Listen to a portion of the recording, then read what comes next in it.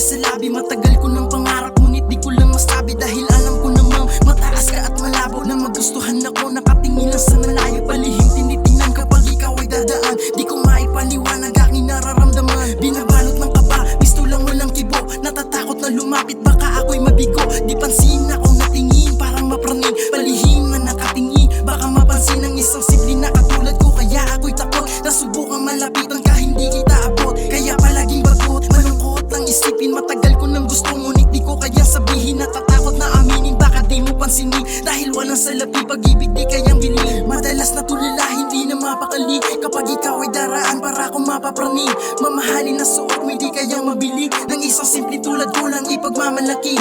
Ako'y isang mortal na nabiyani. Sa tagay mo na ganda, naiiba at bukod tangi. Kahit sino itabi, di ka maikumpara. Panlabas o panloob, nasa'yo lahat sinta. Kaya kahit parang imposible ka na makamit, wala akong salapi o magaran na damit. Pero sana mapansin, kahit na isang saglit, ako ay isang ibang sa tulad mong malabitwin.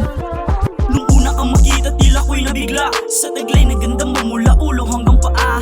Nais kang lapitan ngunit di ko magawa. Wala akong salapi sa mamahalin mo mukha. May gusto lang kong sabihin at sa'yo'y ipadama na yung katulad mong babae di para sa duka. Sana iyong mabatid itong nasulat kong tula na yung pangarap kong babae. Iba ang paglikha ngunit di pa rin susuko, patuloy sa paghangad. Baka di nyo mamalayan, sagutin ako ni God na mapasakin yung babaeng daming humahangad. Kahit marami mang balakid sa'kin ang humarap. Sa taas ng atas mo hindi ka kayang maabot. Ako'y nasa baba nakatingin lang sa tuktok. At sana buksan mo yung puso kong kumakatok. Patuloy na lumalaban kahit ako'y malugmok. Kahit na malabo, di pa rin susuko. Di rin pipigilan yung tinitibok ng puso. Darating din to sa punto na sa akin mahuhulog yung babaeng katulad mong hindi dapat niloloko. Di man mabilhan ng mga mamahaling gamit, di rin mabigay yung gusto mo ng materyales. Wala din akong pera pang punta doon sa US, pero kaya kitang ililibre ng maraming parisan. Pag ako yayaman, lilipat kahit saan. Pupunta tayo sa US, Paris at saka Japan. At kakain sa social kasama ang aking duman. Pag kukuha ka ng gamit, sige bilhin natin yan.